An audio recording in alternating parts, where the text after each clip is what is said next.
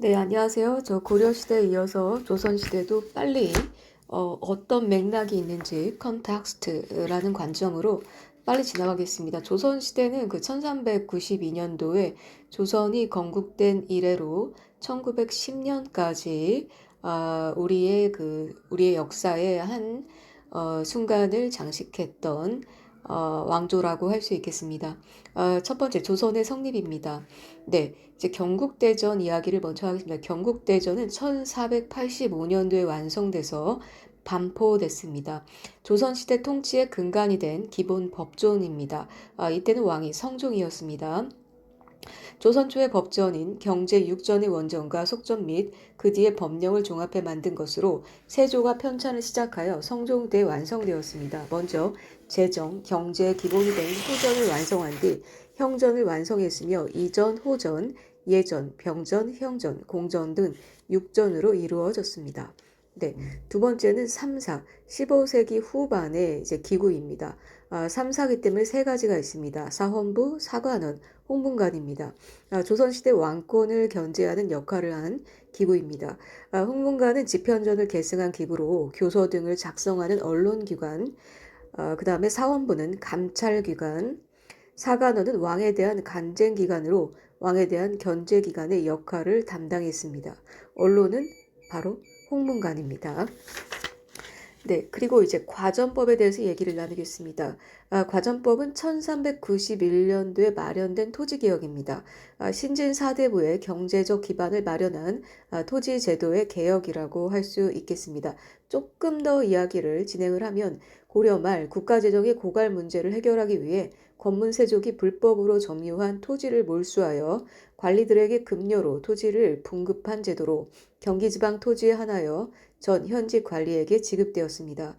해당 관리는 과전에서 나오는 세금을 거두는 수조권을 부여받았는데 이는 조선 초 토지제도의 근간을 이루었습니다.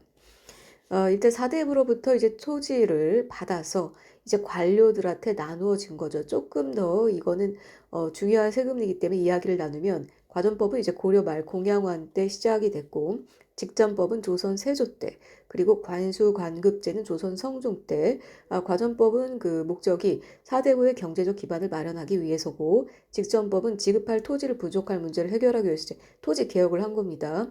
관수관급제는 국가의 토지 지배권을 강화하기 위해서 지급 대상은 과전법에서 아까 말한 것처럼 전현직 관리들에게 나눠졌습니다. 결국 고려 말에 공양환 때 시작된 제도라고 할 수 있겠습니다. 그리고 직전법은 현직 관리한테만 줬죠. 땅이 모자르니까. 관수관급제는 국가가 수조권을 대행했습니다. 그리고 결과적으로 과전법은 토지제도의 모순을 해소하려고 했고 직전법은 농장 확대의 계기가 됐습니다. 관수관급제는 국가의 토지 지배권을 강화하는 계기가 됐습니다. 네, 이어서 세종대왕 얘기하겠습니다. 1418년에서 1450년 동안 조선시대 왕이었습니다. 이상적인 유교 정치를 구현하고 훈민정음 창제를 통해 민족문화 발달에 기여한 조선 4대 왕입니다. 왕권과 신권의 조화를 추구하면서 집현전을 설치하고 의정부 서사제 도입하고 훌륭한 재상 통용을 통해서 이상적인 유교 정치를 실현하였다고 평가받고 있습니다. 훈민정음 창제 및 반포, 과학기술 발달을 위해 자경루와 추구기를 제작했습니다. 그 외에도 농사직설, 삼강행실도 등 편찬 사업을 진행했습니다. 또한 사근 육진을 개척하여 영도를 확장하였으며 대마도 정벌, 삼포개항 등을 통해 대외 관계를 다각화하기도 했습니다. 조금 더 우리가 상식을 들어가면 훈민정음이라는 건 세종실록에 의하면 훈민정음은 세종 25년 1443년에 15세기에 이제 한글이 만들어졌다는 얘기죠. 왕이 직접 만들었으며 세종 28년 1446년에 반포한 것으로 되어 있습니다. 이 책은 새로 창제된 훈민정음을 왕의 명령으로 정인지 등 집현전 학자들이 중심이 되어 세종 28년 만든 한문 해설서입니다. 책 이름은 글자 이름인 훈민정음과 이거 한글을 창제했다고 해서 이게 지금 한글로 되어 있는 게 아니고 한문으로 되어 있고 한글도 좀 섞여 있습니다. 한문을 즉 해설했다는 얘기입니다. 책 이름을 글자 이름인 훈민정음과 똑같이 훈민정음이라고도 하고 해례가 붙어 있어서 훈민정음 해례본 또는 훈민정음 원본이라고도 하였으며 국보 제70호로 지정되어 있습니다. 세종은 여러 가지 그 책을 만들었어요. 우린 이걸 편찬서업이라고 하잖아요. 조금 짚고 넘어가겠습니다. 첫 번째로 고려사 만들었어요. 기전체로 만든 고려의 정사기록, 문종 1년에 완성이 됐습니다. 삼강행실도, 이거는 말 그대로 행실에 관련된 책이죠. 충신, 효자, 연료 등의 행적을 그림과 함께 설명했습니다. 그 외에도 이제 총통등록이라고 화약무기를 제작하는 방법, 그다음에 철정산이라고 최초로 한양을 기준으로 천체 운동을 계산한 역법서, 그다음에 향약 집성방, 이름에서 벌써 느끼겠지만 약재와 치료에 관련된 책입니다. 의방유치, 의학에 관련된 백과사전, 농사질설, 농서로 우리 실정에 맞는 농사법을 소개했고, 그다음에 신참 팔도지리지, 조선왕조 최초의 지리서, 정간보, 수리의 장단과 높낮이를 표현한 악보, 이런 것들이 세종시대에 만들어진 편찬사업 중에 하나라고 할 수 있겠습니다. 네, 그 다음에 이제 사림에 관련된 얘기입니다. 사림이 뭐냐? 15세기 후반에 등장했으며 조선 중기의 성리학을 바탕으로 정치를 주도한 양반 지배층을 우리 사림이라고 합니다.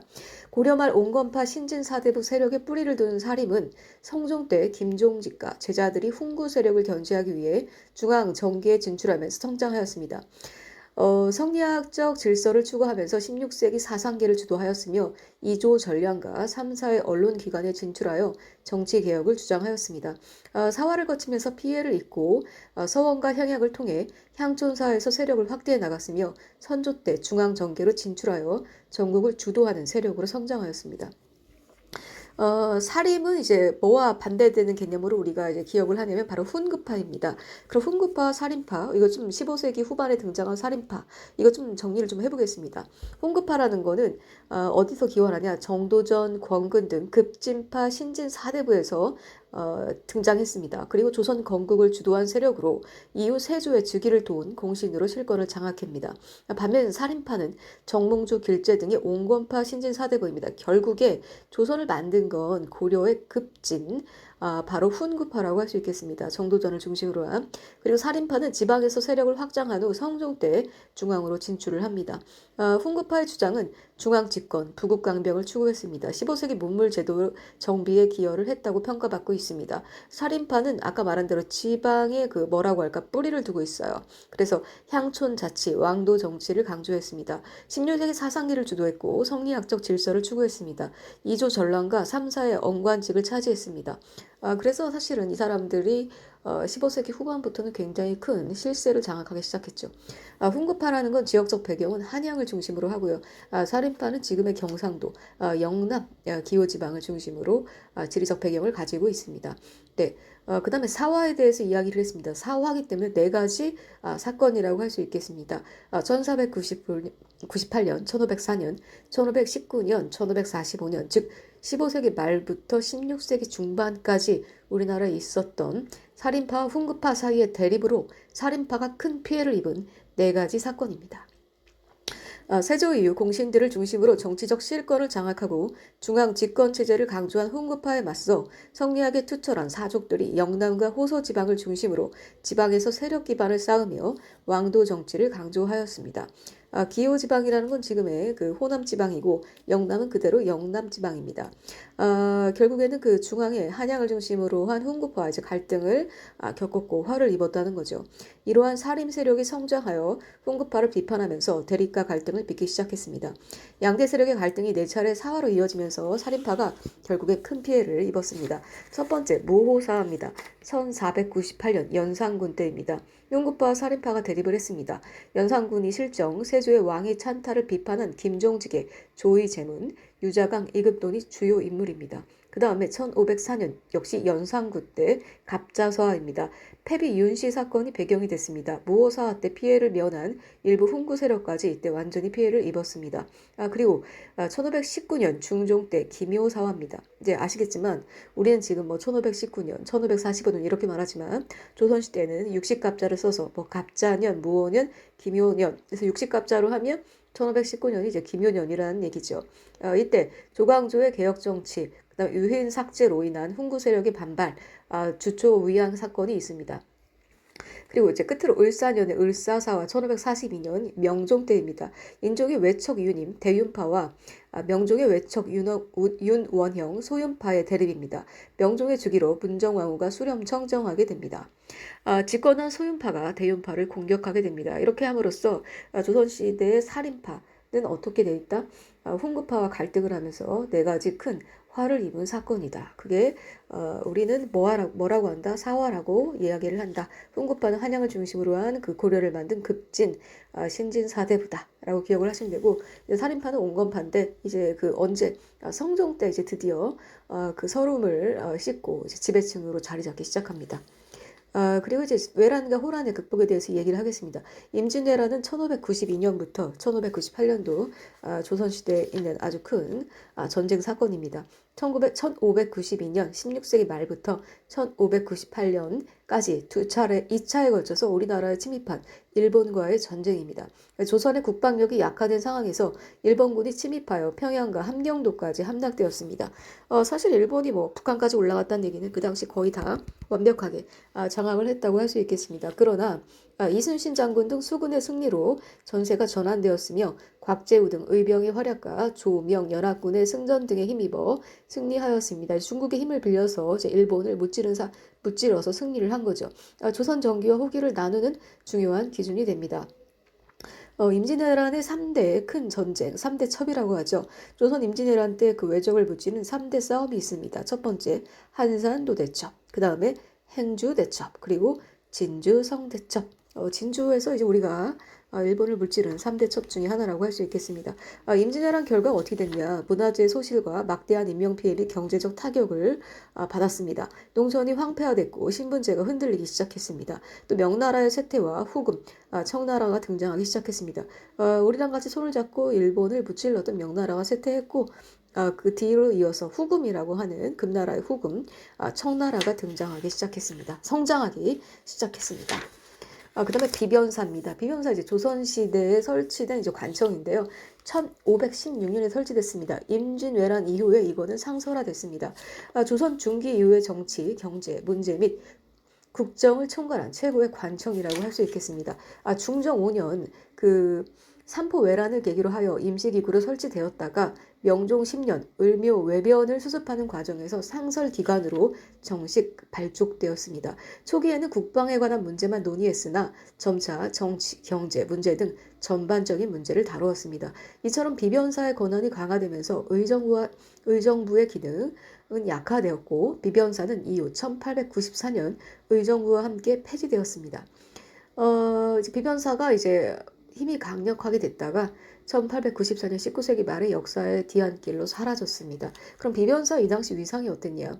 효종 5년 11월 이민 김익회가 상소하였습니다. 요즘 여기에서 큰일이건 작은 일이건 모두 취급합니다. 의정부는 한갓 헛 이름만 지니고 욕조는 할 일은 모두 빼앗기고 말았습니다. 결국 의정부가 약화되고 이제 비변사의 힘이 강화됐다는 이야기입니다. 이름은 변방 방비를 담당하는 것이라고 하면서 과거에 대한 판정이나 그 다음에 밥인 간택까지도 모두 비빈입니다. 한마디로 임금의 왕을 간택하는 거거든. 모두 여기서 협의할. 처음에는 이게 뭐라고 할까? 임시 군대 문제를 비변 말 그대로 변두리에 있는 그런 거였지만 임진왜란 이후에 계속 상설화되면서 조선시대 최고의 관청으로 성장하게 되었습니다. 이제 뭐 삼포회란 뭐 이런 거 가지고 우리가 뭐 이런 게 있었다 뭐 이런 거 좀 1510년 중종 5년에 제포, 부산포, 연포의 삼포에 거주하고 있던 외인들이 대마도주 정산친의 지원을 받아 일으킨 외변입니다. 그리고 뭐 사실 이때 대마도에 이제 일본 사람들이 살고 있다가 이제 1510년에 쳐들어왔다 이 얘기입니다. 을묘 외변. 왜냐하면 이 당시에 너무 많이 외변이 쳐들어왔기 때문에 우리가 이제 이런 역사를 갖고 있었다 이제 맥락적으로 이해하면 좋을 것 같다. 을묘 외변 1555년 영종 10년 때 외변 다 일본 사람들이 쳐들어온 게 외변이죠. 명종 10년에 일어난 왜구의 습격으로 왜구들이 전라남도 해남군 달랑포를 기습하여 전라남도 영암, 강진, 진도 일대를 습격하고 십진이 함락되었으나 곧 토발되었다.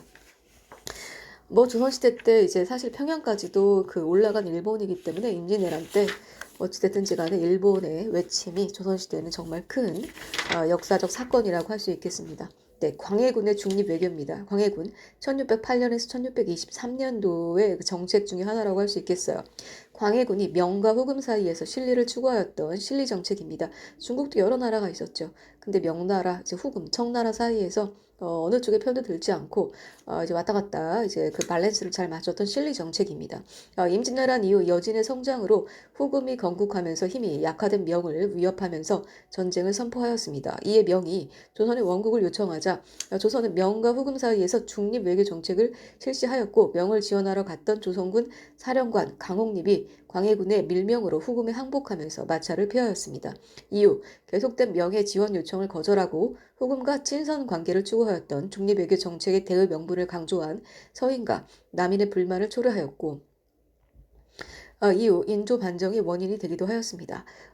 일단 사실은 그 서인, 그때 이제 그 서인, 남인 이렇게 이제 나눠줬었는데, 그 사람들이 이제, 이게 뭐 중립 외교하라고 하니까 왜 또 이게 후금과 친선 관계를 하려고 했는데, 왜 하필이면 후금이랑 그렇게 뭐 그 사람들이 도와달라고 하는데 왜 안 도와주냐? 막 이런 식으로 이제 불만을 초래했고, 이 결국에는 인조 반정을 이끌고 왔다는 얘기입니다. 그럼 조금 더 설명을 하면, 광해군이 이제 중립 외교를 한 거죠. 이제 사실 명나라, 군나라 뭐 양쪽에 고래 싸움에 이제 새우등 터지게 생긴 거죠. 그래서 이제 중립 외교라는 실외 외교를 이제 추진을 한 거죠. 국내 이제 서인들이 반발한 거죠. 그러면서 이제 인조 반정이 일으켜졌다.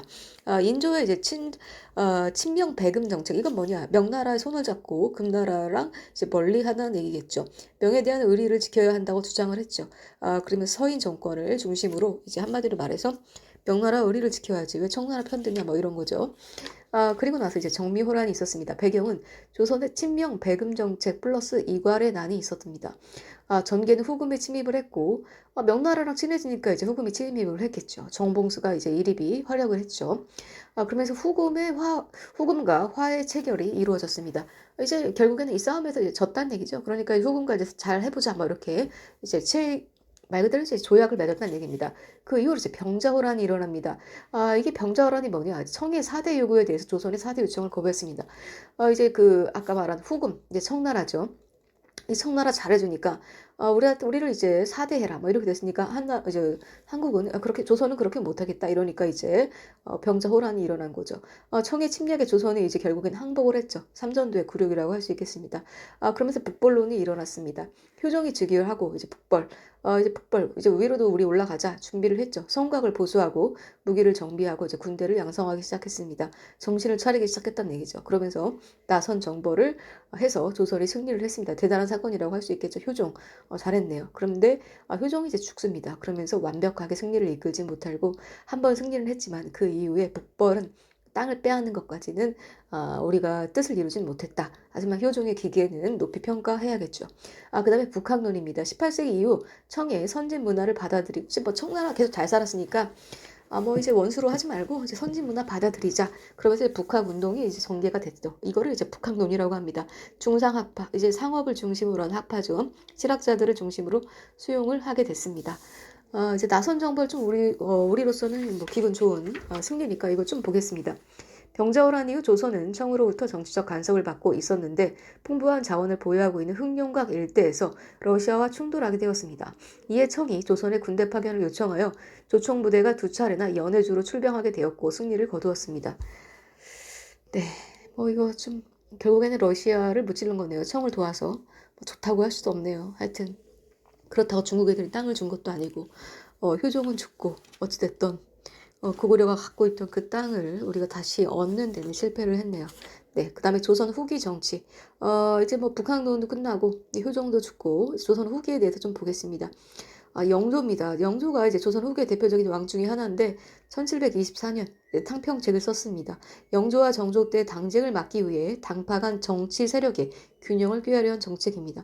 아시겠지만 문벌 귀족들이 굉장히 그 사상에 의해서 아주 많이 나누어졌고 자기들이 뭐 중국 편을 들고 명나라 편을 들고 금나라 편을 들고 뭐 이러면서 자기들끼리 막 싸운 거죠. 그런데 이제 어떻게 된 거야? 니네 어느 파든지 간에 우린 실력 있으면 쓰겠다라는 탕평책을 내세우기 시작한 거죠. 한마디로 영조와 정조 때 당쟁을 막기 위해 그만 싸워. 우리는 누구든 고루 실력 있는 사람들을 등용할 거야 라고 얘기를 한 거죠. 그래서 당파반 정치 세력의 균형을 꾀하려는 정책입니다. 붕당 정치로 인해서 당쟁을 억제하고 왕권을 강화하기 위해서 영조와 정조는 사색 당파를 고르게 등용하는 탕평책을 시행하였습니다. 강력한 왕권을 형성하고 일시적으로나마 붕당의 폐해를 시정하는 데 기여했으나 한계가 있었고 결국 붕당의 융화와 해체에 실패했습니다. 한마디로 뜻을 이루지 못했다. 영조의 탕평책은 어떤 게 있나 좀 보려면 탕평파를 중심으로 전국을 운영했고 노론 강경파를 제거하고 소론, 남인의 온건파를 등용했습니다. 성균관에 탕평비를 건립하고 살림의 존재, 그리고 살림의 존재를 부정했고 서원을 대폭 정리했습니다. 이조 전랑의 권한을 약화했습니다. 후임자 청구 관행 및 삼사 관리 추천 관행을 폐지하고자 했습니다. 사색 당파는 뭐냐? 네 가지 한마디로 말해서 그 복잡한 각각의 파입니다. 우리로 말하면 민주당, 뭐 한나라당 뭐 이런 것처럼 뭐 국민의힘이라고 해야 되나요? 어쨌든 간에 그 수많은 당, 4개 당입니다. 처음에는 동인, 서인, 남인, 북인을 이르는 말이었으나 후에는 노론, 서론, 남인, 북인 이렇게 동인, 서인이 노론, 서론으로 이름을 바꿨다. 4대 당파를 의미한다. 지금도 그래서 우리 탕평책이라는 말을 쓰고 있죠. 네, 그 다음에 이제 붕당 정치입니다. 16세기 후반에 형성됐습니다. 조선 중기의 사림들이 정치적인 입장이나 학맥에 따라 정치 집단을 구성하면서 시행된 정치 형태.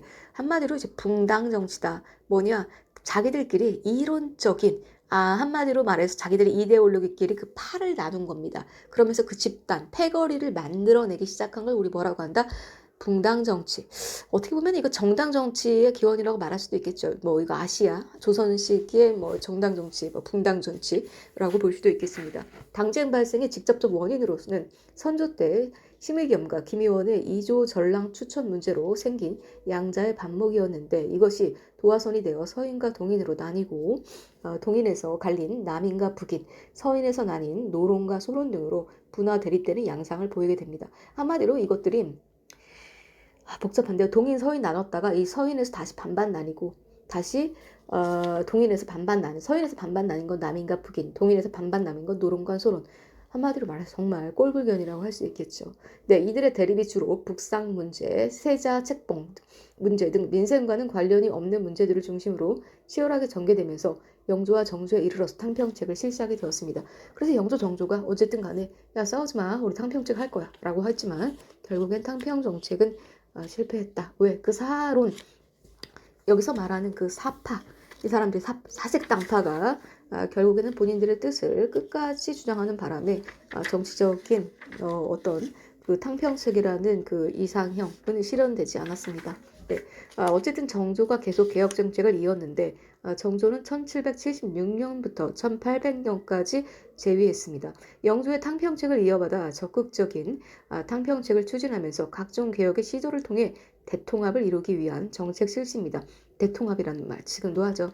탕평책이라는 말 지금도 하죠. 네, 어쨌든 영조가 시작했고 정조가 이어받았습니다. 탕평책은 적극적인 탕평책을 추진했습니다. 붕당과 신분을 가리지 않고 인재를 등용했습니다. 왕권 강화 정책이죠. 초기 문신제 실시, 새로운 관리 및 하급 관리 중에서 유능한 인재들의 재교육을 목적으로 했습니다. 장용령 설치, 왕의 친위부대로 왕권의 군사적 기반을 강화했습니다. 규장각 설치 및 육성, 인재를 양성하고 정책을 연구하는 기능과 더불어 왕실 도서관의 역할도 하면서 왕을 보좌하는 업무까지 이제 규장각이 만들어졌다. 정조 때 수원 화성을 건립했습니다. 정치적 군사적 기능을 부여하고 상업활동을 육성했습니다. 네, 이게 18세기 말, 19세기 초, 18세기 말에 이루어졌던 수원 화성이라고 생각하시면 될 것 같습니다. 문물제도는 뭐냐? 서울과 노비에 대한 파별 완화, 서울 출신들을 규장각, 검서관에 등용을 했습니다. 유기전을 제외한 시전 상인의 금난 정권을 폐지하고 신해 통공을 만들었습니다. 대전 통편, 동문희고, 무예도부 통지 등 이때 책을 만들었습니다. 영조와 정조 이 사람들은 이제 탕평책이라는 대표적인 개혁 정치를 이루었죠. 대통합을 꿈꿨죠. 영조가 먼저 탕평책 만들고 정조가 이어받았다. 그리고 영조는 탕평책을 실시했고 신문고를 부활했습니다. 노비 종모법을 실시했고 형벌제도를 개혁했습니다. 균형법을 시행했고 청계천을 정비했죠. 네. 청계천을 정비했다는 건 이명박 대통령과 어쨌든 간에 같은 일을 했다고 볼 수 있겠습니다. 정조입니다. 탕평책을 시행을 강화했죠. 장용령을 설치하고 왕권을 강화했습니다. 규장각을 만들었고요. 초계 문신제를 시행했습니다. 그래서 인재를 고르게 등용하고자 했습니다. 그리고 수원화성을 건립했고 신해통공을 만들었습니다. 이어서 대동법입니다. 우리 대동법 어디서 많이 들어본 것 같죠? 네, 바로 1608년 17세기 초에 만들어졌습니다. 그리고 1708년 18세기 초에 전국으로 확대됐습니다. 무슨 법인지 기억나십니까? 바로 박납의 폐단을 시정하기 위하여 곡물을 쌀로 바치도록 한 제도입니다. 세금을 한마디로 이제 쌀로 받기 시작했죠. 무슨 내용인가 좀 더 자세히 보겠습니다. 농민의 부담을 줄이고 부족한 국가 재원을 확충하기 위해 광해군 1년 1608년 대동법을 실시하였고 토지 결수에 따라 국물을 쌀로 징수하였습니다. 이후 숙종 때에 이르러 평안도와 함경도를 제외한 전국에서 대동법을 시행하였습니다. 대동법의 실시 이후 국가에서 필요한 물품인 공인을 조달하며 이를 바탕으로 상품 화폐 경제가 발달하게 되었습니다. 이때 처음으로 이제 쌀이 화폐 기능을 담당하기 시작한 거죠. 토지 결수라는 건 한마디로 땅이 얼마나 많으냐에 따라서 맞춰갖고 이제 세금을 걷었다는 얘기입니다. 곡식 수확량과 토지 면적, 조세 수치를 연결하여 파악하는 제도입니다. 1결은 곡식 1결, 사두를 생산할 수 있는 면적으로 조세 수치의 단위이기도 합니다. 공인은 뭐냐? 대동법 실시 이후 중앙관청에서 필요로 하는 물품을 사서 납부하던 어용상인. 이게 뭐냐면 그전에는 박납이라고 해갖고 특산물을 받았는데 골치 아프다. 쌀로 다 통일해. 그러니까 이제 필요한 게 이제 전국에서 필요한 물건들이 있을 거 아니에요. 이제 쌀로 샀다는 얘기입니다. 그러니까 사는 관리가 누가 됐냐? 이제 한마디로 납입하는 어용상인 이 사람들을 공인이라고 했다는 거죠. 네, 균역법입니다. 어서 많이 들어보는 이름이죠. 1750년 영조, 한마디로 이제 18세기 중반의 영조가 조선 영조 때 백성들의 균역 부담을 덜기 위해서 실시한 제도입니다.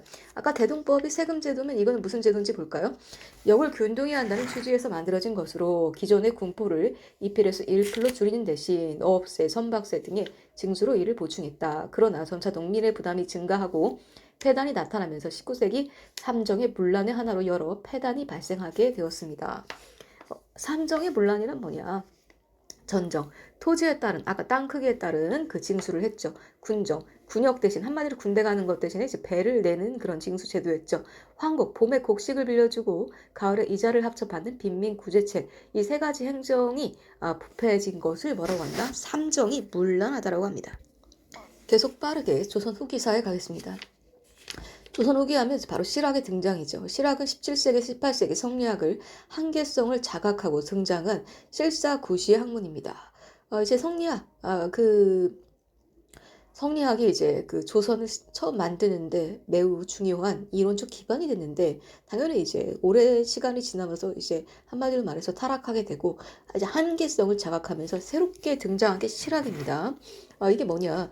민생 안정과 부국강병을 목표로 실증적 논리에 따라 사회개혁론을 제시한 학문입니다. 성리학적 한계를 극복하고 현실 문제의 해결책을 강구하여 사회 변화에 대응하기 위한 실천적, 근대지향적 학문이자 철학입니다.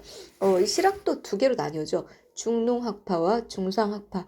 중농학파는 말 그대로 농업을 중심으로 하고 중상학파는 상공업을 중심으로 하는 거죠. 둘 다 개혁론입니다. 중농학파는 경세치용학파라고도 하고 중상학파는 이용후생학파라고도 합니다. 어떤 내용인지 좀 보겠습니다. 주장은 중농학파는 당연히 농업 중심 개혁론, 중상학파는 상공업 중심 개혁론입니다. 시기는 18세기 전반, 먼저 중농학파가 등장하고 이어서 상공업 중심 중상학파가 18세기 후반에 등장하게 됩니다. 그러면서 출시는 중농학파는 이제 경기도 남이를 중심으로 중상학파는 서울의 노론, 낙론을 중심으로 만들어졌습니다. 그리고 주장은 중농학파는 토지제도를 개혁해라. 중상학파는 상공업 진흥과 기술 혁신이 중요하다. 중농학파는 농민을 위한 제도개혁과 자영농 육성을 주장을 했고 중상학파는 농업 생산력 증대를 이야기했습니다. 생산력을 증대하려면 이제 상공업 기반이 필요하다는 얘기죠. 그러면서 학자는 누가 있었냐? 중농학파는 유형원, 반개수록 유명하죠. 국균전론을 주장을 했고 문벌과 노비제, 모순을 비판했습니다. 그리고 이익이 있습니다. 성호사설에서 한전론을 주장했습니다. 6가지 좀 폐단을 지적했습니다. 정약용, 목민심서, 경세유포, 실학집대성, 과학기술의 발전을 주장했습니다. 백성의 의사를 반영한 정치제도 제시, 여전도를 주장했습니다. 정약용은 마치 이 사람 과학기술 때문에 중상학파 같지만 중농학파입니다. 그리고 이제 중상학파의 이제 학자들은 그렇다고 농업이 중요하지 않다는 게 아니에요. 이 사람들은 상공업 진흥도 중요하고 또 농업의 생산력을 증대할 수 있는 기술 혁신이 중요하다고 했습니다.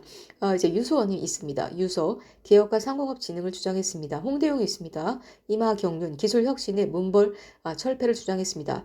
박지원, 열하일기로 유명한 박지원도 중상학파입니다. 화폐 유통을 주장을 했고 양반의 모능력을 비판했습니다. 박제가입니다. 북학이라는 책을 만들었고 청나라의 통상, 청나라와 거래해야 된다. 그리고 소비를 통한 생산 자격을 주장했습니다. 지금 보니까 어떨까요? 둘 다 너무나 중요한 정책입니다. 왜냐하면 그때 조선시대 대부분의 그런 직업군을 형성하고 있었던 게 농업이었고 그리고 대다수의 인구가 농업에 기반을 두고 있었기 때문에 중농학은 너무 중요하다. 하지만 미래지향적으로 봤을 때 중상학이 말하는 농업 생산력 증대와 상공업 진흥과 기술 혁신 또한 너무 중요하다. 그렇다고 중농학파가 과학을 멀리한 게 또 아니잖아요. 왜냐면 정약용이 벌써 엄청난 이제 과학기술에 관련된 책을 만들었단 말이에요. 그러면 우리가 왜 이게 사실은 뭐 중농 중학 이 중상 내용이 중요한 게 아니고 자기들끼리 패거리 싸움을 해서 한마디로 패싸움을 했다. 이 시대에는 중농과 중상이 둘 다 필요했다. 이 두 가지를 정말 이 사람들이 같이 패싸움을 하지 않고 결합해서 실학이 끌고 나갔다면 조선시대는 사실 다른 역사를 이뤄내지 않았을까라는 생각이 듭니다. 어쨌든 조선 후기에 이런 실학이라는 훌륭한 개혁 정신이 일어났다는 건 우리가 기억할 필요가 있다.